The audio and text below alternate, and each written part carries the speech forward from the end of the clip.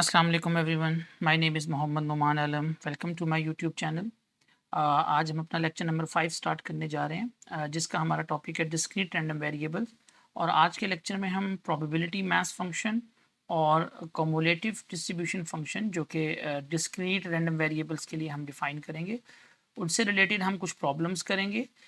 ये प्रॉब्लम्स हम बेसिकली अपने रेनॉल्ड ई वॉलपोल की बुक से ले रहे हैं, जो कि 3.11 एंड 3.16 हैं। अगर इससे पहले आपने रैंडम वेरिएबल से रिलेटेड वीडियोस नहीं देखी तो डिस्क्रिप्शन में उनका लिंक्स मौजूद है। सबसे पहले आप वो वीडियोस को ज़रूर देखें, फिर उसके बाद आप इन क्वेश्चंस को स्टडी करें ताकि आपको समझने में आसानी हो जाए।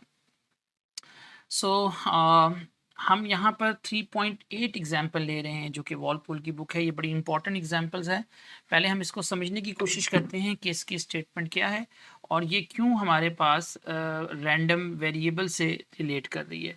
तो सबसे पहले आप ये देखें, क्वेश्चन में बताया जा रहा है a shipment of 8 similar computers to a retail outlet contains 3 that are defective and 5 are non-defective. If a school makes a random purchase of 2 of these computers, find the probability distribution of the number of defectives. तो सबसे पहले आप इस question को understand करें कि इस question में हमें क्या क्या चीज़ें जो हैं वो बताई जा रही हैं, उसके मुताबिक हम क्वेश्चंस को करेंगे। तो देखिए, वो ये कहता है कि हमारे पास एक शिपमेंट है जिसके अंदर 8 सिमिलर कंप्यूटर्स हैं, यानी 8 एक जैसे माइक्रो कंप्यूटर्स हैं जो कि किसी शॉप पर बेच दिए जाते हैं, आप ये समझ लें। और उनमें से बेसिकली 3 जो हैं वो आपके पास डिफेक्टिव हैं, कंटेन्स 3 आर डिफेक्टिव, जिसमें से 3 आपके पास डिफेक्टिव हैं और 5 जो हैं वो हमारे पास नॉन डिफेक्टिव हैं। तो अब इसका मतलब क्या है कि अगर हम इसकी टोटल थ्योरी बनाएंगे तो वो कैसे बनेगी हमारे पास कि टोटल हमारे पास 8 कंप्यूटर्स थे। इन कंप्यूटर्स में से वो ये कह रहा है जो 3 कंप्यूटर्स हैं वो डिफेक्टिव हैं और 5 नॉन डिफेक्टिव हैं। अगर आप इनको ऐड करें तो 3 + 5 ये टोटल 8 ही हो जाएंगे। अब वो ये कहता है एक स्कूल है, उसने रैंडमली जो है वो 2 कंप्यूटर को परचेज करना है इन 8 में से। अब ये जो रैंडम का वर्ड है, इसका मतलब आप समझ लें ये क्या होता है।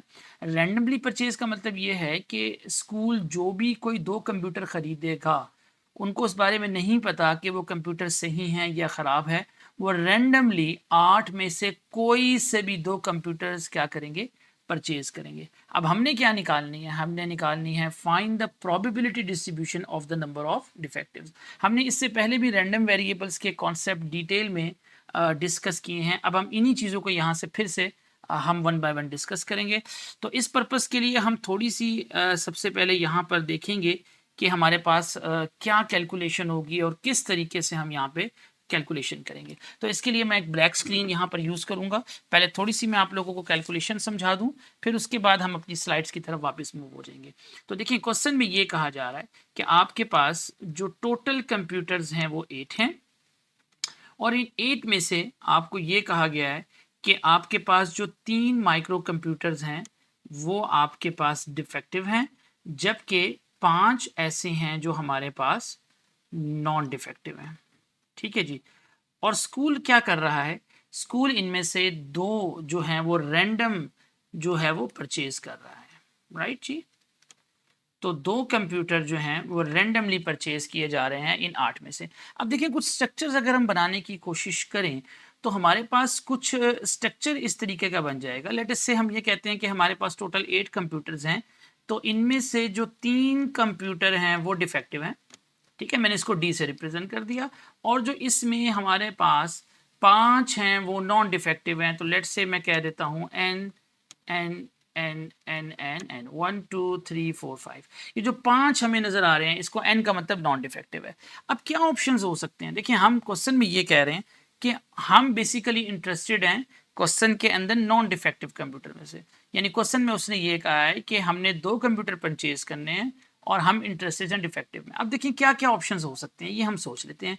तो 2 कंप्यूटर जो स्कूल परचेज करेगा, हो सकता है वो दोनों के दोनों डिफेक्टिव हों, पॉसिबिलिटी हो सकती है। या हो सकता है जो रैंडमली 2 कंप्यूटर परचेज किए जाएं वो दोनों के दोनों नॉन डिफेक्टिव हों।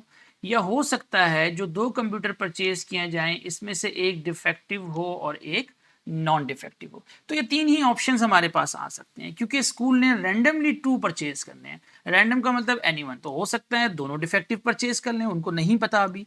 हो सकता है दोनों नॉन डिफेक्टिव परचेज कर लें, या हो सकता है उनमें से एक डिफेक्टिव हो और एक नॉन डिफेक्टिव हो। अब हमारे क्वेश्चन में कहा गया है, हमें क्वेश्चन में कहा जा रहा है कि आप प्रोबेबिलिटी डिस्ट्रीब्यूशन निकालें नंबर ऑफ डिफेक्टिव्स के लिए। अगर आपको रैंडम वेरिएबल्स का लेक्चर याद है तो बेसिकली हम यहाँ जो अपना x डिफाइन करेंगे वो करेंगे द नंबर ऑफ डिफेक्टिव्स, यानी हम देखने किसको जा रहे हैं कि डिफेक्टिव कंप्यूटर्स को। अगर आपको याद हो तो हमने ये बात बताई थी कि अगर हमने डिफेक्टिव को देखना है तो देखें इसको मैं 2 नंबर असाइन कर देता हूँ, क्योंकि इसमें दोनों डिफेक्टिव हैं और हम देखने जा रहे हैं नंबर ऑफ डिफेक्टिव्स को। अब इसको मैं देखूं तो इसमें कोई डिफेक्टिव नहीं है, तो मैं इसको 0 नंबर असाइन कर दूंगा, राइट जी, यहाँ पर ये 0 हो जाएगा। अब इस ऑप्शन में देखें तो एक ही डिफेक्टिव है, तो इसको मैं क्या असाइन कर दूंगा, 1 कर दूंगा। ये हमने डिटेल में पिछले लेक्चर्स में डिस्कस किया हुआ है। तो इसका मतलब ये हुआ कि जो आपका x यानी आपका जो रैंडम वेरिएबल है उसमें या तो 0 आ जाएगा या 1 आ जाएगा या फिर हमारे पास 2 आ जाएगा। आई होप यू अंडरस्टैंड कि ये x हमारे पास कैसे 0 1 2 बन रहा है। और फिजिकली आपने ये बात याद रखनी है कि 0 का मतलब हमारे पास क्या स्टैंड हो रहा है। अगर हम 0 की बात करेंगे तो 0 हमें ये बताएगा कि कोई डिफेक्टिव नहीं है, नो डिफेक्टिव, ठीक है जी। और ये जो 1 है ये हमें क्या बताएगा कि इसके अंदर एक डिफेक्टिव है। और ये 2 हमें क्या बताएगा कि दोनों के दोनों इसमें क्या होंगे, इसके अंदर डिफेक्टिव होंगे। तो आई होप यू अंडरस्टैंड कि मैं जो आपको एक थ्योरी बता रहा हूँ इसके साथ आप अंडरस्टैंड कर सकते हैं कि हम किस तरीके से वर्किंग लगा रहे हैं, ठीक है जी।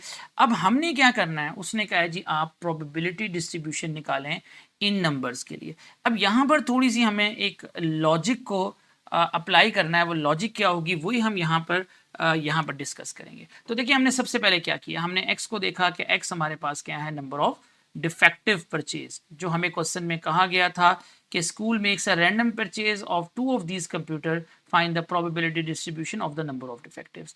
तो x हमारा क्या होगा, number of defective computer purchase होंगे। अच्छा, अब हमारे पास क्या है बच्चों, हमारे पास जो एक्सपेरिमेंट है उसमें ये कह दिया गया है कि स्कूल जो है वो रैंडमली 2 कंप्यूटर्स को परचेज कर रहा है, यानी 2 सेलेक्ट कर रहा है आउट ऑफ 8 के, यानी टोटल 8 हैं। और 8 में से, आप जरा गौर से ये बात सुनिएगा, 8 में से कोई से भी 2 कंप्यूटर्स उन्होंने सेलेक्ट करने हैं। उन्होंने ये नहीं कहा कि ये 1 2 3 4 5 6 7 8 पड़े हुए हैं तो आप फलां और फलां नंबर का कंप्यूटर सेलेक्ट कर लें, ऐसा नहीं है। जब रैंडमली होता है तो उन 8 में से कोई भी परचेज करना है। तो अब हम ये आगे देखेंगे कि 8 में से हम कितने ऐसे तरीके होंगे कि उनको परचेज कर सकते हैं, ये हम आगे डिस्कस करेंगे। तो अब यहाँ पर क्या होगा, हमारे पास क्या ऑप्शंस हो सकते हैं जो मैं अभी बता चुका हूँ आपको। क्योंकि स्कूल ने 2 रैंडमली परचेज करने हैं, और हो सकता है अभी जो मैंने डिस्कस किया कि दोनों के दोनों कंप्यूटर डिफेक्टिव हो जाएं, उनको नहीं पता रैंडमली उठाने हैं। अब हो सकता है वो जो 2 पिक करें उनमें से एक पहला वाला डिफेक्टिव हो जाए और दूसरा वाला नॉन डिफेक्टिव हो, ये ऑप्शन भी पॉसिबल है। या हो सकता है कि दोनों के दोनों कंप्यूटर्स क्या हो, नॉन डिफेक्टिव हो। तो मैंने अभी आपको बताया था अगर दोनों ही डिफेक्टिव होंगे बोथ, तो हम इसको 2 नंबर असाइन कर देंगे। अगर एक इसमें से डिफेक्टिव होगा और एक नॉन डिफेक्टिव, क्योंकि हम देखने जा रहे हैं डिफेक्टिव को तो मुझे इसी में इंटरेस्टेड है। अगर एक डिफेक्टिव है तो इसको मैं 1 असाइन कर दूंगा। Both computers are non defective, इसमें कोई भी डिफेक्टिव नहीं है तो मैं इसको 0 असाइन कर दूंगा। ये वही थ्योरी है जो मैंने अभी आपको थोड़ी देर पहले ब्लैक स्क्रीन पे समझाई थी। अब हमारे पास ऑप्शंस क्या हो जाएंगे, so possible values of x are 0 1 2। और याद रखना है, अगेन आई रिपीट, 0 का मतलब कोई डिफेक्टिव नहीं, 1 का मतलब 1 डिफेक्टिव, और 2 का मतलब हमारे पास क्या होगा, 2 डिफेक्टिव होगा। अब यहाँ पर हमारे पास ये ऑप्शंस हैं जी। नॉन डिफेक्टिव 5 कंप्यूटर्स हैं, जो मैंने पीछे एन बनाए थे 5 टाइम्स, वो नॉन डिफेक्टिव थे। और डिफेक्टिव हमारे पास टोटल 3 हैं, और हमने 2 कंप्यूटर को परचेज करना है आउट ऑफ 8। ये तीनों बातें जो हैं आपने अपने अपने पास कहीं लिख लेनी है, फिर उसके बाद आप इसकी वर्किंग को करेंगे कि हम किस तरीके से प्रोबेबिलिटी डिस्ट्रीब्यूशंस को फाइंड करने जाएंगे। तो अगेन मैं थोड़ा सा आपको यहाँ पे समझाने की कोशिश करता हूँ। अब देखें, अब हमारे पास जो x बना, x हमारे पास आया, या तो हमारे पास 0 था या 1 था या हमारे पास 2 था। आप भी अपने जहन में रखेंगे। अब हम पहले फाइंड करेंगे the probability of capital X is equal to 0। देखो पहले इसको आपने ये समझना है कि फिजिकली क्या बता रहा है। फिजिकली ये बता रहा है कि कोई डिफेक्टिव नहीं है, नो डिफेक्टिव। अब एक बात जो आप लोगों ने बहुत क्लैरिफाई करनी है वो क्या है, देखें यहां मैं लिख रहा हूं कि कोई डिफेक्टिव नहीं है, मगर जो स्कूल परचेज कर रहा है वो कितने कंप्यूटर्स हैं, वो उसने 2 कंप्यूटर्स क्या करने हैं यहां पे परचेज करने हैं। अब देखें 2 तो उसने परचेज करने हैं, राइट, यानी 2 उसने क्या करने हैं, सेलेक्ट करने हैं। अब यहां से तो 2 सेलेक्ट नहीं हुए, क्योंकि x इज इक्वल टू 0 का मतलब है नो डिफेक्टिव, कोई डिफेक्टिव नहीं है। तो ऑब्वियसली क्या होगा, अगर 2 सेलेक्ट करने हैं तो वो दोनों के दोनों उसको कहां से करने पड़ेंगे, दोनों के दोनों उसको नॉन डिफेक्टिव से सेलेक्ट करने पड़ेंगे। ये बात बहुत इंपॉर्टेंट है जो आपने समझनी है, यानी x इज इक्वल टू 0 का मतलब नॉट डिफेक्टिव। ठीक है जी, कि कोई डिफेक्टिव नहीं है। अगर कोई डिफेक्टिव नहीं है तो स्कूल ने तो 2 सेलेक्ट करने ही करने थे, तो अगर वो नॉन डिफेक्टिव, अगर वो नॉट डिफेक्टिव यानी डिफेक्टिव से नहीं हो रहे, तो ऑब्वियसली कहां से सेलेक्ट होंगे, नॉन डिफेक्टिव से होंगे। अब मैं आपको इसको ऐसे समझाने की कोशिश करता हूं। देखिए जैसे मैंने पिछली आपको एग्जाम्पल में ये एक ऑप्शन करके बताए थे, अगर तो वो नॉन डिफेक्टिव से सेलेक्ट हो रहे हैं, तो देखिए नॉन डिफेक्टिव हमारे पास ये थे 1 2 3 4 5, क्योंकि ऑब्वियसली इन पांचों में से ही 2 सेलेक्ट होने हैं। अब क्या ऑप्शन हो सकते हैं इसके, कि कितने ऐसे तरीके होंगे कि ये सिलेक्ट हो जाए। लेट से मैं कहता हूं ये 1 है, ये 2 है, ये 3 है, ये 4 है और ये 5 है। तो क्या ऑप्शंस हमारे पास बन सकते हैं। अब आप ये देखें, हो सकता है जो 2 सेलेक्ट हों वो 1 एंड 2 हो जाए, ठीक है जी, या हो सकता है 1 एंड 3 हो जाए, या हो सकता है 1 एंड 4 हो जाए, या फिर 1 एंड 5 हो जाए। और क्या ऑप्शन हो सकते हैं आपके पास, 2 और 3 भी सिलेक्ट हो सकते हैं क्योंकि 2 सिलेक्ट होंगे, या फिर 2 एंड 4 हो जाएंगे, या फिर 2 एंड 5 हो जाएंगे, या और ऑप्शन कौन से हो सकते हैं आपके पास, 3 एंड 4 का ऑप्शन भी हो सकता है, या फिर 3 एंड 5 का ऑप्शन भी हो सकता है, या फिर 4 एंड 5 का ऑप्शन। तो ये कितने ऐसे तरीके हैं, अगर आप इनको काउंट करें 1 2 3 4 5 6 7 8 9 10, तो इसका मतलब ये होगा कि 10 हमारे पास वेज हैं इन 2 कंप्यूटर को सेलेक्ट करने के, इन नॉन डिफेक्टिव में से। मगर ये काम हर दफा हम नहीं कर सकते, इसके लिए हम एक रूल यूज करेंगे जिसको हम कहते हैं कॉम्बिनेशंस, यानी कॉम्बिनेशन के फार्मूले से हम इसको सॉल्व करने की कोशिश करेंगे। और कैसे करेंगे, तो देखें यहां तो हमें समझ आ गई थी x इज इक्वल टू 0 का मतलब कोई डिफेक्टिव नहीं है, मगर क्योंकि 2 तो सिलेक्ट करने ही करने हैं, अगर 2 सिलेक्ट फिर कहां से करने पड़ जाएंगे, नॉन डिफेक्टिव से। अब देखिए मैंने आपको बताया ये 5 नॉन डिफेक्टिव थे, इनमें से 2 सेलेक्ट करने के 10 तरीके हैं। अब इसके लिए हमारे एक ट्रिक है, हम ट्रिक क्या यूज करेंगे, क्योंकि नॉन डिफेक्टिव हैं और हमारे पास नॉन डिफेक्टिव टोटल 5 थे, 1 2 3 4 5, और हमने इनमें से कितने सेलेक्ट करने हैं, 2 करने हैं। सो दैट्स वाई मैं क्या लिख रहा हूं, 5 कॉम्बिनेशन 2। कॉम्बिनेशन आपको क्या बताता है कि नंबर ऑफ वेज, कितने ऐसे तरीके हैं जिसके जरिए आप इनको सेलेक्ट कर सकते हैं। तो देखें हम यहाँ पर मैं आपको बता भी देता हूँ कि किस तरीके से कैलकुलेटर की हेल्प से हम इसको कर सकते हैं। तो अब आपके पास था 5C2, तो मैं लिख सकता हूँ 5 शिफ्ट एंड डिवाइड के साथ C आ जाएगा 2। तो आप देख सकते हैं कि आपको डायरेक्टली वो बता रहा है कि 10 ऐसे तरीके हैं, 10 ऐसे वेज हैं जिसके जरिए वो नॉन डिफेक्टिव में से क्या हो सकते हैं जी, सेलेक्ट हो सकते हैं। अब हम क्या करेंगे इसके अंदर, हम उसी वे को यहाँ पे लेके चलेंगे। तो देखें ये आपने वही बात समझनी है जो मैंने अभी आपको समझाई है, बहुत केयरफुली आपने देखना है। What is x is equal to 0, तो x इज इक्वल टू 0 का मतलब क्या है, तो हम बात कर रहे हैं 0 का मतलब है कोई डिफेक्टिव नहीं है। तो ऑब्वियसली तो कोई डिफेक्टिव का मतलब ये है कि डिफेक्टिव में से 0 सिलेक्शन हो रही है, ठीक है जी, क्योंकि डिफेक्टिव में कुछ नहीं हो रहा, क्योंकि हमने 2 तो सिलेक्ट करने ही करने हैं, और वो 2 ऑब्वियसली फिर कहां से सिलेक्ट होंगे, वो नॉन डिफेक्टिव से होंगे। तो ये जो लिखा जा रहा है ना 0D and 2N, इसका मतलब ये है x is equal to 0 stand क्या कर रहा है कि कोई डिफेक्टिव नहीं है, तो हम कहेंगे 0 डिफेक्टिव। मगर क्योंकि 2 कंप्लीट करने हैं तो डिफेक्टिव से सेलेक्ट नहीं हो रहे, तो ऑब्वियसली कहां से होंगे, नॉन डिफेक्टिव से होंगे। तो नंबर ऑफ एलिमेंट्स कितने आ जाएंगे, हम लिख रहे हैं n mean number of elements. तो देखें हमारे पास जो डिफेक्टिव थे वो 3 थे, तो मैंने क्या लिखा 3। अच्छा यहां पर ये जो ब्रैकेट होती है इसमें आपने कंफ्यूज नहीं होना, इसका मतलब होता है 3, ये जो ब्रैकेट है इसका मतलब है सी, और यहाँ पे 0 है। ठीक है, अब 0 का मतलब क्या हुआ, क्योंकि डिफेक्टिव में से 0 सेलेक्ट हो रहे थे तो डिफेक्टिव टोटल कितने थे 3, डिफेक्टिव में से डिफेक्टिव को सेलेक्ट किया। ठीक है जी, मल्टीप्लाई बाय, अब आपके नॉन डिफेक्टिव कितने थे, 5 थे, तो 5 में से क्योंकि नॉन डिफेक्टिव 5 हैं तो नॉन डिफेक्टिव में से नॉन डिफेक्टिव सेलेक्ट होंगे जो कि कितने हैं, 2 हैं। तो आप अपनी कैलकुलेटर की हेल्प से इनको जब मल्टीप्लाई करेंगे तो आपके पास 10 आंसर आ जाएगा। अब इसी तरह अगर मैं आपसे कहूं कि x इज इक्वल टू 1 के लिए हम कैलकुलेशन करते हैं, तो आप इसी तरह जरा गौर से सोचिएगा, what is mean by x is equal to 1। 1 का मतलब ये है कि एक ही डिफेक्टिव है, तो हमें तो 2 सेलेक्ट करने हैं, हमें बताया दिया गया है कि सिलेक्शन 2 की करनी है।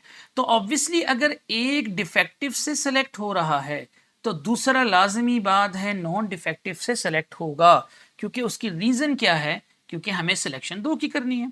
तो x इज इक्वल टू 1 का मतलब है कि डिफेक्टिव से एक ही सेलेक्ट हुआ। ठीक है जी, तो एक रह गया था सेलेक्ट होना, तो वो ऑब्वियसली कहां से करना पड़ेगा, नॉन डिफेक्टिव से। अब हम कैसे लिखेंगे, 1 डिफेक्टिव का मतलब क्या है कि टोटल डिफेक्टिव हमारे पास थे 3, तो इसका मतलब है 3 में से C1 होगा, 3C1, और टोटल नॉन डिफेक्टिव कितने थे, 5 थे, तो ये कितना बन जाएगा 5C1। जैसा कि आप देख रहे हैं जब आप कैलकुलेटर में मल्टीप्लाई करेंगे सो यू गेट 15। अब सिमिलरली आप x इज इक्वल टू 2 के लिए जरा सोचें कि x इज इक्वल टू 2 के लिए क्या होगा। आप इसको अपने थिंकिंग में लेके आए और सोचें ये क्या बनेगा। तो x इज इक्वल टू 2, तो आप गौर करेंगे अगर आप अपने रजिस्टर पे x इज इक्वल टू 2 लिखते हैं तो 2 का मतलब है दोनों के दोनों डिफेक्टिव होंगे। ठीक है जी, अब आसान सी बात क्या हम कर लेते हैं कि x इज इक्वल टू 2 का मतलब दोनों डिफेक्टिव होंगे, तो देखिए मैं यहां लिख रहा हूं 2 डिफेक्टिव होंगे।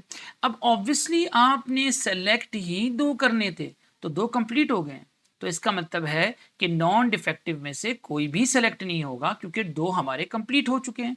तो रूल के मुताबिक हम क्या करेंगे, क्योंकि डिफेक्टिव 3 थे तो 3 में से आपने 2 सेलेक्ट करने थे, मल्टीप्लाई बाय नॉन डिफेक्टिव 5 थे, तो इसका मतलब है 5 में से हमें कितने करने पड़ेंगे, 0, तो हमारे पास आंसर क्या आ जाएगा, 3 आ जाएगा। सो आई होप यू अंडरस्टैंड कि हमने किस तरीके से यहाँ पर सिलेक्शन की है। और एक बात आप एक और याद रखें, अगर आप इन ऊपर वालों को ऐड करेंगे तो 5 + 3 कितना हो जाएगा आपके पास 8, इनको ऐड करें 2 + 0 = 2, तो देखें ये 8 आपके पास टोटल थे और ये 2 आपके पास जो सेलेक्ट कर रहे थे, यहां भी देख सकते हैं 5 + 3 8 और 1 + 1 2। ठीक है जी, 5 + 3 8 एंड 2 + 0 = 2। तो आपने यहां पर देखा कि किस तरीके से हमने x is equal to 0 1 and 2 की यहां पर क्या की है, हमने सिलेक्शन कर ली है। ठीक है जी, अब हमने क्योंकि इनकी प्रोबेबिलिटीज को फाइंड करना है। अब बच्चों एक बात देखें, जब आप प्रोबेबिलिटीज को फाइंड करते हैं तो आपको ये पता है कि डिवाइड में हमेशा आप टोटल को रखते हैं, यानी टोटल से आप बेसिकली क्या कर रहे होते हैं, डिवाइड कर रहे होते हैं। अब आप क्या करेंगे यहाँ पर नेक्स्ट स्लाइड में आप ये देखें, तो पहले हम probability of x is equal to 0 लगाएंगे। ठीक है, क्योंकि हम प्रोबेबिलिटी मैथ्स फंक्शन निकालने जा रहे हैं। अगर आपको याद हो तो हमने उसका फार्मूला क्या पढ़ा था, p of capital X is equal to small x is equal to small f of x। तो बच्चों ये फार्मूला होता था PMF का, प्रोबेबिलिटी मैथ्स फंक्शन का, या फिर प्रोबेबिलिटी डिस्ट्रीब्यूशन फंक्शन का हमारे पास ये फार्मूला होता था। तो हमने यही किया है कि सबसे पहले हम यहाँ पे x को सब्सटीट्यूट कर रहे हैं 0 के इक्वल। तो देखिए जब आप x को 0 पुट करेंगे तो आपके पास बनेगा the probability x is equal to 0 is equal to f of 0। अब हमारे पास क्या होती है प्रोबेबिलिटी का फार्मूला, कि ऊपर आपके पास क्या होता है, तो यहाँ जो होगा वो नंबर ऑफ वेज होंगे आपके पास और नीचे टोटल होंगे। अब बच्चों देखो अभी n x is equal to 0 मैंने 0 के लिए ऊपर निकाल चुका हूँ कि 0 का मतलब कोई डिफेक्टिव ना होने की आपके पास कितने ऑप्शन होंगे, 3C0 मल्टीप्लाई बाय 5C2। अब नीचे वाली बात को जरा अंडरस्टैंड करना है कि टोटल कैसे निकल रहे हैं आपके पास। देखें आपके पास टोटल 8 कंप्यूटर्स थे और आपने उसमें से सेलेक्ट करने थे 2, तो टोटल कैसे निकलेंगे, कितने ऐसे तरीके होंगे, वो हम क्या करेंगे, टोटल 8 थे उसमें से 2 को सेलेक्ट करना था, तो ये आपके टोटल वेज हो गए, ठीक है, क्योंकि ये सारा क्वेश्चन कॉम्बिनेशन की तरफ चल रहा है, इसलिए हम इसको कॉम्बिनेशन की फॉर्म में ही यहाँ पर करेंगे, ठीक है जी। अब आपने इसी तरह सेकेंड ऑप्शन को निकालना, जब आप इसको अपने कैलकुलेटर में पुट करेंगे, आप इसको पुट भी कर सकते हैं, तो ये बनेगा 10/28 करके आप देख लीजिएगा। सिमिलरली हम x इज इक्वल टू 1 के लिए निकालेंगे, सेम थिंग, ये चीज़ हम पहले फाइंड आउट कर चुके हैं पीछे, तो यहाँ पर 3c1 multiply 5c1 divided by 8c2, और सिमिलरली आप यहाँ पर 2 के लिए भी निकाल सकते हैं। तो बच्चों ये हमारे पास PMF आ गए हैं। पिछले हमने जितने भी क्वेश्चंस किए थे पिछले लेक्चर्स में, वहाँ पर कॉम्बिनेशन का कॉन्सेप्ट नहीं था बच्चों। जहाँ पर भी हम रैंडमली सेलेक्ट करते हैं चीज़ों को, रैंडमली चीज़ों को सिलेक्शन की जा रही होती है, वहाँ पे कॉम्बिनेशन का हमारे पास कॉन्सेप्ट आ जाता है। अब देखें ये प्रोबेबिलिटी मैथ्स फंक्शन बन चुका है, और मैंने आपको इसकी ट्रिक भी बताई थी कि प्रोबेबिलिटी मैथ्स फंक्शन के लिए सबसे इंपॉर्टेंट 2 प्रॉपर्टीज़ होती हैं। वो पहली प्रॉपर्टी हमने क्या बताई थी कि जो भी आपका प्रोबेबिलिटी मैथ्स फंक्शन होगा उसको ग्रेटर देन इक्वल टू 0 होना चाहिए, और हम देख रहे हैं कि ये सारे आंसर पॉजिटिव हैं, यानी ग्रेटर देन इक्वल टू 0 है। और दूसरी प्रॉपर्टी हमने ये कही थी कि इनका अगर हम सम करेंगे तो इनका आंसर हमारे पास 1 आना चाहिए। आप देख सकते हैं 10/28 plus 15/28 plus 3/28, so 10 plus 15 is 25, 25 plus 3 is 28, so 28/28 is equal to 1। तो ये प्रॉपर्टीज हमारे पास फुलफिल हो रही हैं जो हमने प्रोबेबिलिटी मैथ्स फंक्शंस के लिए यहाँ पे बनाई थी। अब एक बड़ी इंपॉर्टेंट बात है जो आपको थोड़ा सा मैंने विजुअलाइजेशन समझानी है एक फार्मूले की।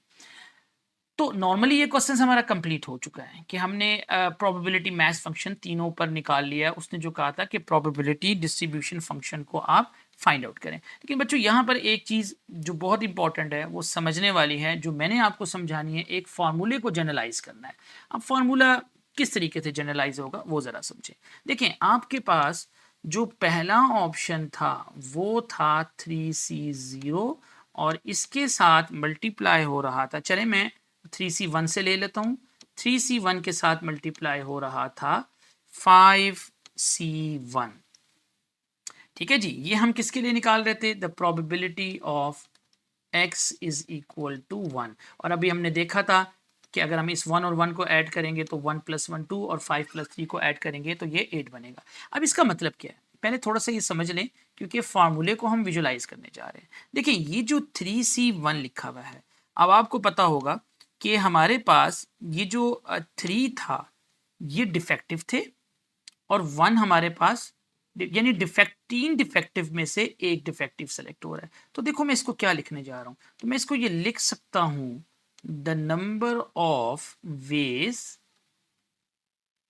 To choose, the number of ways to choose how many computers? One defective. The number of ways to choose one defective computer from 3 defective. ठीक है जी, इसका मतलब यही है हमारे पास जो मैंने लिखा है। यानी कितने तरीके ऐसे हैं, यानी कितने तरीके ऐसे होंगे, द नंबर ऑफ वे, जिसमें से हम एक डिफेक्टिव को सेलेक्ट कर रहे हैं, हाउ मेनी, यानी 3 में से। अच्छा, ये बात तो हमने लिख दी, ठीक है जी। इसी तरह अगर मैं इसको कंटिन्यू रखूं यहाँ पर, और मैं दूसरी बात करूं 3c1 की, 3c2 की, इससे जो अगली वैल्यू आ रही थी, तो मैं इसको इसी इंग्लिश फॉर्म में अगर लिखना चाहूं तो आपके जहन में क्या स्ट्रक्चर बनेगा? आप कहोगे भाई the number of ways to choose 2 defective, right जी, कि आपके पास अब कितने डिफेक्टिव होने जा रहे हैं? 2 डिफेक्टिव फ्रॉम 3 डिफेक्टिव। ठीक है जी। तो देखिए ये प्रोसेस हमारा आगे कैसे गया था, 3c0 पहले था, मैंने उसको नहीं लिखा, 3c1, 3c2, 3c। अच्छा, अब इसको यूं समझें, क्या मैं इसको अगर जनरलाइज करूं तो मैं इसको बच्चों ऐसे लिखूंगा, देखें 3cx। इसका मतलब क्या है, जरा इसको पहले आप लोग समझें। इसको मैं क्या लिखूंगा, 3cx किसको स्टैंड करेगा? द नंबर ऑफ वेज, यानी कितने तरीके होंगे टू चूज। अब कितने डिफेक्टिव मैं यहां करने जा रहा हूं, टू चूज x डिफेक्टिव। ठीक है जी, फ्रॉम टोटल 3 डिफेक्टिव। तो बच्चों मैंने x क्यों लिखा, क्योंकि आपको अगर याद होगा तो x की वेरिएशन कितनी थी हमारे पास, 0 थी, 1 थी, एंड कितनी थी, 2 थी। तो देखो अगर मैं x को यहाँ 0 लगा दूंगा तो ये बाकी 3c0 बन जाएगा। अगर मैं 1 लगा दूंगा तो ये 3C1 बन जाएगा, अगर मैं 2 लगा दूंगा तो ये 3C2 बन जाएगा। यानी जो चीज़ वेरी हो रही थी यहाँ पर, देखें वेरिएशन किस में आ रही थी, ये डिफेक्टिव होने में वेरिएशन आ रही थी। इससे पहले 0 था, 1 था, 2 था, तो मैंने इसको क्या नाम दे दिया, x का, कि the number of ways to choose x defective from 3 defective. जैसे यहाँ पे 1 डिफेक्टिव चूज किया, फिर 2 डिफेक्टिव किया, करते करते जनरलाइज हम क्या कर रहे हैं कि इसमें से कितने डिफेक्टिव कर रहे हैं, x डिफेक्टिव कर रहे हैं। अब जरा इस ऑप्शन को देखें जो 5C1 हमें स्टैंड कर रहा है। बच्चों 5C1 हमें क्या बता रहा है, ये जो 1 थे ये तो हमारे पास नॉन डिफेक्टिव थे, तो मैं इसको लिख सकता हूं the number of ways to choose. अच्छा जी, अब कितने यहां पर चूज हो रहे हैं, 1 हो रहे हैं, मगर कैसे हो रहे हैं, नॉन डिफेक्टिव हो रहे हैं। कितने टोटल नॉन डिफेक्टिव में से, फ्रॉम 5 नॉन डिफेक्टिव। यही मतलब है इसका जो आप समझ रहे हैं। अब गौर से देखिए बच्चों, ये तो 5C1 था, अगर मैं इसके साथ की वैल्यू यहां पर लगाऊंगा तो वो बन रही थी 5C0। क्यों 0 बन रही थी आप पीछे से देख लीजिएगा, क्योंकि टोटल 2 की सिलेक्शन है, 2 हो चुके थे। अब इसका, अब देखिए यहां पर 1 आ रहा है, यहां पर 0 आ रहा है, तो एक चीज आपने देखी कि यहां पर वैल्यूज डिक्रीज हो रही हैं। ठीक है जी, इससे पहले वाले ऑप्शंस को अगर आप लिखने की कोशिश करेंगे, जो इससे पहले का ऑप्शन था बच्चों, वो आपके पास था 3C0 मल्टीप्लाई बाय 5C2, ये सबसे पहला ऑप्शन था। तो देखिए पहले ऑप्शन में यहाँ 2 था, यहाँ क्या था, 1 था, यहाँ क्या था, 0 था। तो इसका मतलब है दूसरे ऑप्शन में वैल्यू डिक्रीज हो रही है, कुछ माइनस होने जा रहा है। तो इसका मतलब ये है, अगर मैं इसको आपको जनरलाइज करके बताऊं तो ये जो 2 है, क्या मैं इसको लिख सकता हूं, ये 2 माइनस 1, सॉरी ये जो 1 है 2 माइनस 1, बिकॉज 2 माइनस 1 इज 1। इसको मैं लिख सकता हूं 2 minus 2, because 2 minus 2 is 0, right जी। तो अब यहां पर देखें कि ये जो ऑप्शंस आपको नजर आ रहे हैं 2 माइनस 1, 2 माइनस 2, तो इन जर्नल मुझे इसको क्या लिखना चाहिए। जैसे मैंने इसको 3CX लिखा, तो बच्चों मैं इसको क्या लिखूंगा 5C, क्योंकि देखिए 2 तो फिक्स आ रहा था और चेंजिंग किस में आ रही है 1 2 3, तो मैं इसको लिखूंगा 5C 2 माइनस एक्स। ठीक है जी, यानी जो रिमेनिंग रह गए थे वो 2 में से क्या हो रहे हैं, माइनस हो रहे हैं।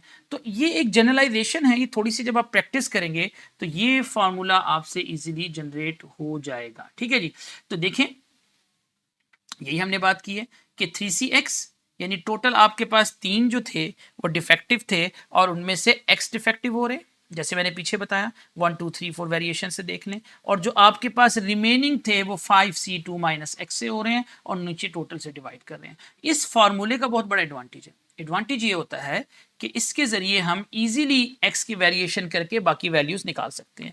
अगर आप किसी क्वेश्चन में शुरू में ही ये फार्मूला जनरेट करने में कामयाब हो जाते हैं तो आपके लिए बाकी कैलकुलेशंस करना बहुत आसान हो जाती है। तो देखिए मैंने एक स्ट्रक्चर यहाँ पर इस तरह का बना दिया है। ये आपके पास टोटल 8 कंप्यूटर्स थे जिसके अंदर 3 डिफेक्टिव थे और 5 नॉन डिफेक्टिव थे। आप कोशिश करें कि ऐसे क्वेश्चन में इस तरह का एक स्ट्रक्चर बना सकें। तो देखें क्योंकि हमें नंबर ऑफ डिफेक्टिव्स रिक्वायर्ड थे, तो नंबर ऑफ डिफेक्टिव्स आपके पास x थे या तो 0 या 1 या 2, तो वेरिएशन देखें डिफेक्टिव्स में आ रही है, तो मैंने यहाँ क्या लिख दिया कि नंबर ऑफ डिफेक्टिव कितने हैं, x से। ठीक है, और ये x क्या क्या हो सकता है, 0 हो सकता है, 1 हो सकता है, 2 हो सकता है। तो कितने वेज होंगे इनको सेलेक्ट करने के, 3। ठीक है, 3CX वेज होंगे। अब यहां आ जाएं तो ये नॉन डिफेक्टिव है। अब नॉन डिफेक्टिव में क्या ट्रिक होगी, क्योंकि नॉन डिफेक्टिव में यहां पर x बच्चों इधर सेलेक्ट हो चुके हैं, तो जो सेलेक्ट हो चुके हैं उसको हम सिलेक्शन में से माइनस कर देंगे 2 माइनस एक्स, तो कितना हो जाएगा 5C2 माइनस एक्स, और टोटल कितने थे आपके 8C2। ठीक है जी, तो ये बेस्ट वे है एक जनरलाइज करने का क्वेश्चन को, इसकी हेल्प से आप किसी भी क्वेश्चन को जनरलाइज कर सकते हैं। अब ये देखें हमारे पास बच्चों ये प्रोबेबिलिटी मैथ फंक्शन बनेगा। पहले का आंसर 10/28 आया था, दूसरे का 15 तीसरे का 3/28, और हमें पता है अगर हम इनका सम करेंगे तो इन तमाम का सम हमारे पास 1 के इक्वल आ जाएगा। ये हमारे पास बन गया है प्रोबेबिलिटी मैथ फंक्शन। ठीक है जी, क्योंकि ये उसकी दोनों प्रॉपर्टीज को फुलफिल कर रहा है। अब हम क्या करते हैं, यहाँ पर ये वही वैल्यू है जो पीछे से मैंने उठाई थी और इसको मैंने इस इंटरवल की फॉर्म में लिख दिया, क्योंकि देखें ये वही जनरल फॉर्म है। अगर मैं इधर x को 0 रखूंगा तो ये बनेगा 3c0 multiply by 5c2 divided by total, तो ये पहला आंसर आ जाएगा। इसी तरह 1 रखेंगे तो दूसरा आंसर, 2 रखेंगे तो तीसरा आंसर, और इन वैल्यूज के अलावा अगर अदरवाइज कोई और वैल्यू रखेंगे तो आंसर 0 आ जाएगा। ठीक है जी, ये हम पहले भी प्रीवियस लेक्चर में डिस्कस कर चुके हैं। अब ये यही क्वेश्चन है 3.11, इसी में वो कह रहा है कि आपने जो मैथ फंक्शन बनाया है उसी की हेल्प से आप कम्युलेटिव डिस्ट्रीब्यूशन फंक्शन बना दें। मैंने पिछले 2 लेक्चर्स में बहुत डिटेल में इसको डिस्कस किया हुआ है कि हम कम्युलेटिव डिस्ट्रीब्यूशन फंक्शन कैसे बनाते हैं, वहां जाके आप वीडियो में देख सकते हैं। तो देखिए हमारे पास ये प्रोबेबिलिटी मैथ फंक्शन गिवन है। अब बच्चों यहाँ से हम कैसे बनाते हैं कम्युलेटिव डिस्ट्रीब्यूशन फंक्शन, जिसको हम कैपिटल एफ ऑफ एक्स से रिप्रेजेंट करते हैं। ये वैल्यूज मैंने यहाँ से पिक कर ली हैं। अगर आपको याद हो तो मैंने एक बड़ी स्ट्रेट फॉरवर्ड ट्रिक बताई थी कि पहली वैल्यूज को सेम कॉपी करेंगे, उसके बाद आपने इन दोनों का डायगोनल में सम करना है। सो 15/28, 10/28, यू गेट 25/28।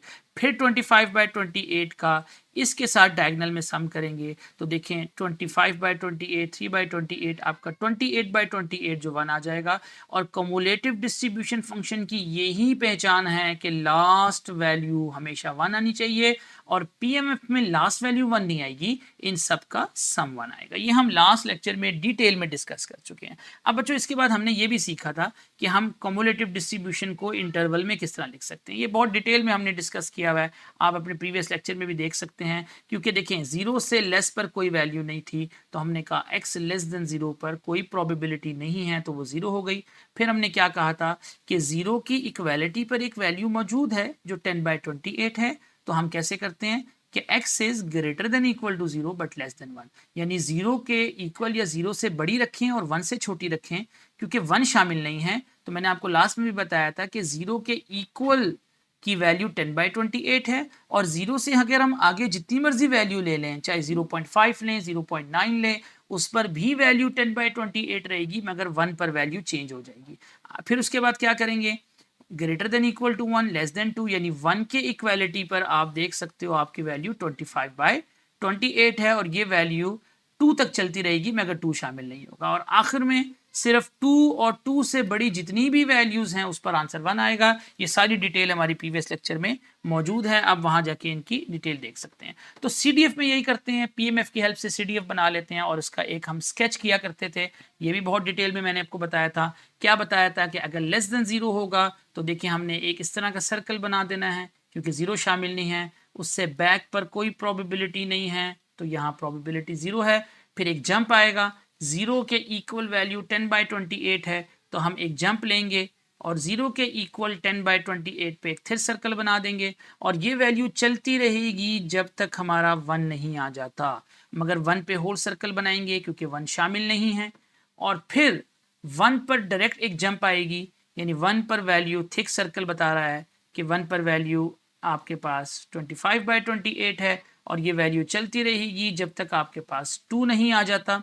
ठीक है, इसी तरह 2 पर एक जंप होगा जो 1 के ऊपर जाएगा, और ये वैल्यू आपके पास चलती रहेगी। ठीक है जी, तो ये आपको याद रखना है कि जब भी आपसे किसी क्वेश्चन में कहा जाए कि आप प्रोबेबिलिटी डिस्ट्रीब्यूशन बनाएं, तो इसका मतलब है आप पहले पीएमएफ बनाएंगे जो हमने पीछे किया है। फिर आपसे अगर कहा जाए कम्युलेटिव बनाएं, तो आप कम्युलेटिव की हेल्प से एफ ऑफ एक्स बनाएंगे, और एफ ऑफ एक्स बनाने के बाद आप उसको इस वे में लिखेंगे, और यहाँ से आपने इस तरह का स्केच बना देना है। तो ये हमारा बच्चों एक कंप्लीट क्वेश्चन आपको नज़र आया है।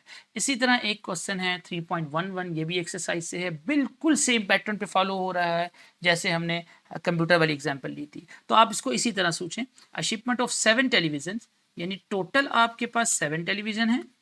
ठीक है जी, और उसमें से 2 डिफेक्टिव हैं, राइट जी, 2 डिफेक्टिव हैं। अब वो क्या कह रहा है, a hotel makes a random purchase. अब देखें फिर वही बात आ रही है रैंडम परचेज की। तो रैंडम परचेज का मतलब ये है कि जो होटल की इंतज़ामिया है वो इन 7 में से कोई से भी 2 कंप्यूटर सेलेक्ट करेंगे, मगर रैंडमली करेंगे, उन्हें नहीं पता कि कौन सा ख़राब है और कौन सा सही है। 7 में से कोई भी सिलेक्शन हो रही है, तो ये कॉम्बिनेशन के क्वेश्चन पे चला जाएगा, क्योंकि इसमें आपके पास कोई ऑर्डर नहीं है, किसी ऑर्डर से सिलेक्शन नहीं हो रही, कोई भी रैंडमली परचेज हो रहे हैं। तो जब रैंडमली चीज़ें हो रही होती हैं, सिलेक्शन हो रही होती है, तो वहाँ पे हम कॉम्बिनेशन का कॉन्सेप्ट यूज़ करते हैं। अब वो कहता है a hotel makes a random purchase of 3 of the sets, right जी, कि रैंडमली कोई से वो 3 उठा लेंगे, राइट जी, इन 7 में से कोई से 3 उठा लेंगे, जिनमें से 2 डिफेक्टिव भी पड़े हुए होंगे, ठीक है। आप इसको ज़हन में स्ट्रक्चर बना लें कि अगर ये आपके पास 1 2 3 4 5 6 7 कंप्यूटर हैं, तो इनमें से लेट्स से ये दोनों वाले क्या हैं आपके पास, ये दोनों आपके पास डिफेक्टिव वाले पड़े हुए हैं, तो ऑब्वियसली बाकी सारे के सारे आपके पास कैसे होंगे, नॉन डिफेक्टिव वाले पड़े होंगे। अब उन्होंने 3 उठाने हैं कोई, अब देखिए ये नहीं पता कि 3 कौन से पिक करने हैं, कोई भी हो सकते हैं। तो अब हमारा काम ये नहीं है कि हम कोई से भी यहाँ पे चेक करें कौन कौन से पिक करने हैं, उसके लिए हमारे पास बेस्ट टेक्निक मौजूद है। अगर मैं आपसे पूछूं भाई कितने ऐसे ऑप्शन होंगे कि इस 7 में से उसने 3 सेलेक्ट करने हैं, तो आप सिंपल से कहेंगे टोटल 7 है, 7C3, यानी इतने तरीके हो जाएंगे जिसके जरिए हमने टोटल कंप्यूटर्स को क्या करना है, सेलेक्ट करना है। अब अपने क्वेश्चंस की तरफ चलते हैं। If x is the number of defective sets, तो देखें x यहाँ पर बता दिया गया है और ये x ही हमारा इंपॉर्टेंट होता है। अब आपको वो बता रहा है कि जो कैपिटल x आप डिफाइन करेंगे वो डिफेक्टिव होना करेंगे। अब देखिए यहाँ पर अगर आप कैपिटल x को डिफाइन करेंगे तो अभी हमने डिस्कस किया था, क्योंकि हमने करने हैं नंबर ऑफ डिफेक्टिव सेट्स। अब डिफेक्टिव क्या हो सकते हैं, अब वही बात होगी कि अब हम ये कह सकते हैं जी कि क्योंकि हमने 3 की सिलेक्शन करनी है, राइट जी, तो 3 की सिलेक्शन करनी है और हमें डिफेक्टिव चाहिए, तो क्या ऑप्शन हो सकते हैं, या तो कोई डिफेक्टिव नहीं होगा, 0 डिफेक्टिव, या एक डिफेक्टिव होगा, या फिर दोनों के दोनों क्या होंगे, डिफेक्टिव होंगे, जैसे हमने पिछले क्वेश्चन में किया था। ठीक है जी, आप इस चीज को देख के चल रहे हैं कि x जो आपका डिफाइंड है वो नंबर ऑफ डिफेक्टिव सेट्स के ऊपर डिफाइन है। ठीक है जी, तो नंबर ऑफ डिफेक्टिव सेट्स जो मैंने आपको बताए हैं वो 0 1 2 के साथ है। ठीक है, यहां तक भी बात क्लियर हो गई। अब हम पिछले प्रोसेस की तरह चलेंगे। Find the probability distribution of x and express the result graphically as the probability histogram. अब जैसे मैंने प्रीवियसली बताया था, हम इसको ऐसे ही कर लेते हैं। तो सबसे पहले हम अपना x डिफाइन करेंगे, the number of defective sets purchase जो गिवन है आपके पास, और उसके बाद हमारा एक्सपेरिमेंट्स क्या है कि हमने 3 टेलीविजन्स को परचेज करना है रैंडमली आउट ऑफ 7। हमें नहीं पता वो 3 कैसे होंगे, ठीक भी हो सकते हैं, खराब भी हो सकते हैं, पहला ठीक हो सकता है, एटसेट्रा। ठीक है जी, तो रैंडमली परचेज है। तो हमारे पास क्या ऑप्शंस आ सकते हैं, क्योंकि क्योंकि 2 डिफेक्टिव्स हैं, राइट जी। अब x आपका नंबर ऑफ डिफेक्टिव है, ठीक है, नंबर ऑफ डिफेक्टिव आपके पास 2 थे, तो हो सकता है वो जो दोनों डिफेक्टिव आप करेंगे दोनों के दोनों डिफेक्टिव हों टेलीविजन, या एक डिफेक्टिव हो एक नॉन डिफेक्टिव हो, या दोनों के दोनों क्या हो, नॉन डिफेक्टिव हो। जैसे पिछले केस में मैंने बताया था कि बोथ टेलीविजन नॉन डिफेक्टिव का मतलब इसको मैं 0 असाइन कर दूंगा, इसको 2 नहीं असाइन कर सकते क्योंकि हम इंटरेस्टेड हैं डिफेक्टिव में, इसमें तो कोई डिफेक्टिव नहीं है, इसको 2 कर देंगे हम डिफेक्टिव में, और इसको हम यहाँ से 1 कर देंगे। ठीक है जी, तो आपके पास x की जो वैल्यूज आएंगी वो क्या क्या आ सकती हैं आपके पास, जो हमने प्रीवियसली डिस्कस किया, तो या तो आपके पास 0 आ सकती है, या 1 आ सकती है, या फिर 2 आ सकती है। ठीक है जी, तो ये हमारे पास 3 ही ऑप्शंस हैं जो यहाँ पर पॉसिबल होंगे, या तो 0 या 1 या फिर 2 आ सकते हैं, राइट जी। अब आगे इसको देख लेते हैं, सेम आंसर। अभी आपको याद होगा पिछले क्वेश्चन में हमने वर्किंग की थी कि नॉन डिफेक्टिव इसमें भी 5 हैं, डिफेक्टिव इसमें 2 हैं, और 3 आपने टेलीविजन सेलेक्ट करने हैं आउट ऑफ 7। तो अब याद करें पिछले क्वेश्चंस की तरह, x इज इक्वल टू 0 का मतलब क्या है, x इज इक्वल टू 0 का मतलब ये है कि कोई भी डिफेक्टिव नहीं होगा, लेकिन आप ये जहन में रख के चलें कि आपने 3 सिलेक्शन करनी है। अगर आप डिफेक्टिव में से कोई नहीं कर रहे तो ऑब्वियसली आपको तीनों के तीनों नॉन डिफेक्टिव से करने पड़ेंगे। ठीक है जी, तो प्रोबेबिलिटी क्या बनेगी, 0 डिफेक्टिव का मतलब टोटल 2 डिफेक्टिव थे, तो 2 में से हमें 0 करने पड़ेंगे, और यहाँ पर 3 नॉन डिफेक्टिव हैं तो टोटल नॉन डिफेक्टिव 5 हैं, तो हमें क्या करना पड़ेगा 5C3, जो हमने प्रीवियसली किया था। और इसका भी एक आंसर यहाँ पे हम लिख देंगे, जो भी आंसर आएगा। ठीक है जी, इसी तरह हमने किसके लिए वर्किंग करनी है, x इज इक्वल टू 1 के लिए, इसका मतलब है एक ही डिफेक्टिव। तो अगर एक डिफेक्टिव है तो बच्चों 2 सेलेक्ट होना रह गए हैं, क्योंकि टोटल 3 ने सेलेक्ट होना है, तो ऑब्वियसली वो जो 2 रह गए हैं वो हमें नॉन डिफेक्टिव से ही करने पड़ेंगे। ठीक है जी, तो इसका क्या ऑप्शन आ जाएगा, 1 डिफेक्टिव। तो टोटल डिफेक्टिव 2 थे, तो डिफेक्टिव में से डिफेक्टिव को सेलेक्ट कर लें, और नॉन डिफेक्टिव हमारे पास 5 थे, तो नॉन डिफेक्टिव में से आप नॉन डिफेक्टिव को सेलेक्ट कर लें, जैसे कि हमने यहाँ पे लिखा है। और लास्ट ऑप्शन में for x is equal to 2, obviously दोनों को दोनों डिफेक्टिव हैं, तो दोनों डिफेक्टिव से सेलेक्ट हो गए। टोटल हमने यहाँ पर 3 करने थे, तो यहाँ पर एरर है, ये 0 नहीं होगा, ये ऑब्वियसली आपके पास 1 आ जाएगा, यानी 1 नॉन डिफेक्टिव। ठीक है जी, तो देखें यहाँ पर क्योंकि टोटल 2 थे, तो 2 में से 2 ही सेलेक्ट हो रहे हैं, नॉन डिफेक्टिव आपके पास 5 थे, तो 5 में से 1 सेलेक्ट हो रहा है। इसके आंसर आप अपनी कैलकुलेटर की हेल्प से निकाल सकते हैं। अब हम इनकी प्रोबेबिलिटीज़ फाइंड करेंगे, तो प्रोबेबिलिटी कैसे फाइंड होगी, पहले x इज इक्वल टू 0 के लिए ये ऑप्शन था, आप देख भी सकते हैं 2c0 मल्टीप्लाई बाय 5c3। देखिए नीचे टोटल से डिवाइड होगा। अगर मैं आपसे कहूँ टोटल कितने हैं, तो आप कहेंगे भाई टोटल 7 थे और इसमें से 3 सेलेक्ट होने हैं, तो टोटल इतने वेज होंगे सेलेक्ट होने के। तो देखें हर टोटल में आप 7c3 से डिवाइड करते जा रहे हैं, और ये आपके पास ऑप्शंस आ जाएंगे। इसको आप कैलकुलेटर्स में कर लें, आप देख लेंगे। और देखें ये मैथ्स फंक्शन बन चुका है, क्योंकि हर वैल्यू ग्रेटर देन 0 है, और अगर आप इनका सम करें तो 4 + 2 6, 6 + 1 7, 7/7 इज इक्वल टू 1, तो ये मैथ्स फंक्शन को जनरेट कर रहा है। इसी तरह आप इसका एक जनरलाइज फॉर्म बना लेंगे। अब देखिए इसकी जनरलाइज फॉर्म कैसे बनेगी, बिल्कुल सेम वे में मैं आपको बताने जा रहा हूँ। अब देखिए आपके पास क्या हुआ था, अगर आप ये ट्रिक सीख जाते हैं तो आपके लिए क्वेश्चन आसान होगा। तो देखिए मैं अगर शुरू में ही आपको बना के दिखा दूं तो आपके लिए आसान होगा। अगर मैं ये सारी चीज़ें ना भी करूं तो देखिए आप डायरेक्ट क्वेश्चन यहाँ से चला सकते हैं। कैसे, आप ये देखेंगे पहले कि आपके पास डिफेक्टिव्स को सेलेक्ट करना है। आप समझें कि आपके पास, आप लेट कर लें कि जो आपके डिफेक्टिव सेलेक्ट हो रहे हैं वो x हैं। अब टोटल डिफेक्टिव कितने थे, 2 थे, तो मैं क्या लिखूंगा, 2c(x), simple now multiply by, अब नॉन डिफेक्टिव कितने हैं, 5 है, तो आप क्या लिखेंगे, 5c। अब देखिए यहां पर x सेलेक्ट हो चुके हैं, यहां रिमेनिंग कितने होंगे, रिमेनिंग इतने होंगे कि आपके टोटल कितनी सिलेक्शन होनी थी, 3 की होनी थी।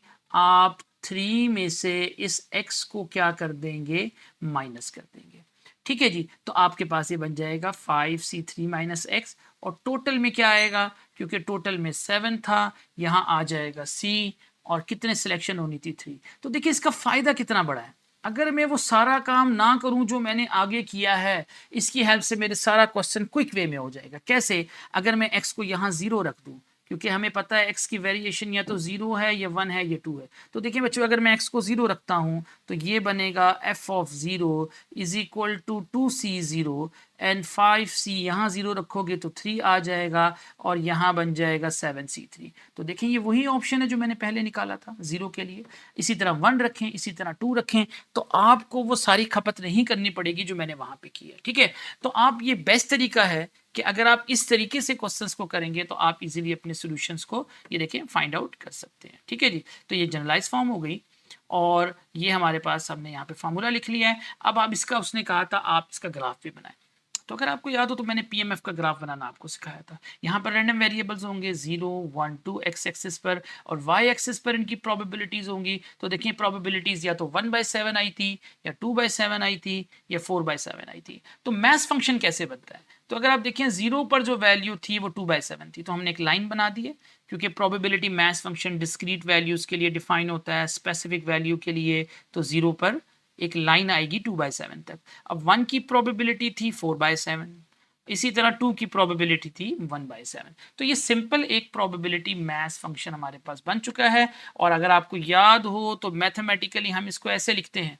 पिछले क्वेश्चन में भी आपको ये लिखना चाहिए, आप इसको ऐसे ज़रूर लिखा करें। तो देखें कैसे बना, जब x = x1 था, यानी x1 आपको याद हो अगर 0 है हमारे पास, x2 1 है, x3 हमारे पास 2 है, तो x = 0 था, तो प्रोबेबिलिटी कितनी आई थी, 2/7। आप यहाँ से भी कर सकते हैं, आप डायरेक्टली भी देख सकते हैं। अगर मैं इधर 0 रखूंगा तो ये f(0) बनेगा, ये प्रोबेबिलिटी कैपिटल x = 0 आ जाएगा। तो देखें x = 0 पर जब आप इधर भी x0 रखेंगे तो प्रोबेबिलिटी 2/7 आ रही है, और x = x1 का मतलब ये है बच्चों, क्योंकि ये वैल्यू x1 के इक्वल है, यानी x1 हमारा अगर हम अपने x को देखें तो वो 0 1 2 है, जिसमें ये x1 है, ये x2 है और ये x3 है। सिमिलरली x को जब आप 1 रखेंगे तो ये बनेगा probability x is equal to 1, और इसको आप x की जगह 1 रखेंगे, यू गेट 4/7, और जब x is equal to x2 था यानी x की वैल्यू 1 के इक्वल थी। सिमिलरली x3 रखेंगे, और इसके अलावा हम जो भी रखेंगे, इसके अलावा अगर x i के इक्वल नहीं होगा, यानी x की वैल्यू इन तीनों में से किसी के इक्वल अगर नहीं होगी, इसके अलावा कोई वैल्यू होगी, तो उसका आंसर हमारा 0 आ जाएगा। और यही हमने मैथ्स फंक्शन में पहले भी किया हुआ है। ठीक है जी। अब इसी मैथ्स फंक्शन का इसी क्वेश्चन में पूछ रहा है CDF बनाएं। CDF अभी हमने सीख लिया है, तो क्विकली आप इसको कर सकते हैं ज़बानी भी। ये अभी हमने मैथ्स फंक्शन बनाया है, तो ट्रिक मैंने आपको बता दी है। ये आपके एफ ऑफ एक्स आ गया। सी डी एफ के लिए आप क्या करेंगे, पहली वैल्यू सेम, डायगनल्स में इनको बच्चों ऐड करेंगे तो आखिरी नंबर क्या आ जाएगा 1। और इसके भी इंटरवल्स हमने लास्ट टाइम भी बनाया था, आप इस इंटरवल को देख सकते हैं। लेस देन 0 पर कैसे होगी, 0 और 1 के दरमियान 2/7 कैसे आएगा, ये सारी वैल्यू अभी हमने प्रीवियस क्वेश्चन में डिस्कस की है। तो ये सी डी एफ बन चुका है। अब एक आखिरी इंपॉर्टेंट पॉइंट है इसी क्वेश्चन में। अच्छा, ये अब सी डी एफ का ग्राफ बनने जा रहा है। तो देखिए सी डी एफ का ग्राफ अभी मैंने प्रीवियस समझाया था, जब x लेस देन 0 है तो आपके पास लेस देन 0 पर ये प्रोबेबिलिटी 0 पर नजर आ रही है आपको। ठीक है, और होल सर्कल है क्योंकि 0 डिफाइन नहीं है। अब जंप कहाँ होगा, x इक्वल टू 0 पर, तो देखें जंप की वजह से ब्लैक सर्कल आ गया और उस पर वैल्यू 2/7 थी, और ये चलती रहेगी, ये लाइन बता रही है चलती रहेगी जब तक 1 नहीं आ जाएगा। 1 पे होल सर्कल बना देंगे क्योंकि 1 शामिल नहीं है। अब 1 पर एक जंप आ रहा है जो 6/7 है। अब 6/7 पे लाइन चलती रहेगी जब तक आपके पास 2 नहीं आ जाता, मगर 2 शामिल नहीं है, राइट जी। अब 2 पर जंप आएगा 1 का, अब ये चलता रहेगा अप टू सो ऑन, और हम इन लाइंस को बनाएंगे तो ये CDF बन जाएगा। तो याद रखें, PMF बनाएं उसका ग्राफ बनाएं, CDF बनाएं उसका ग्राफ जरूर बनाएं। इसके लास्ट पार्ट में उस एक्सरसाइज में पूछा है कि आप CDF की हेल्प से ये फाइंड करें, और मैंने ये भी आपको प्रीवियस लेक्चर में सिखा चुका हूँ, आप वहाँ जाके ज़रूर देख लें।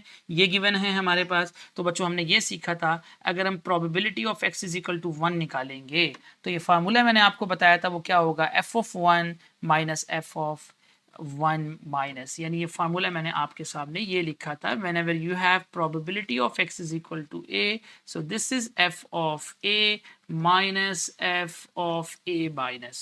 ठीक है जी। अब क्या होगा आपके पास f of 1 की वैल्यू, तो बच्चों यहाँ पर देखें, अगर मैं इधर f of 1 निकालूं, इधर x की जगह 1 आ रहा है, तो देखें 1 के इक्वल, तो ये 6/7 आ गया, माइनस एफ ऑफ 1 माइनस, तो मैंने आपको लास्ट टाइम भी बताया था कि 1 माइनस का मतलब होता है कि 1 से जो पहले आ रहा है, यानी CDF की वो वैल्यू जो 1 से पहले है। तो देखिए ये 1 था, 1 से पहले तो ये वैल्यू थी 2/7, उसको पुट कर दें, सॉल्व कर लें, यू गेट योर आंसर।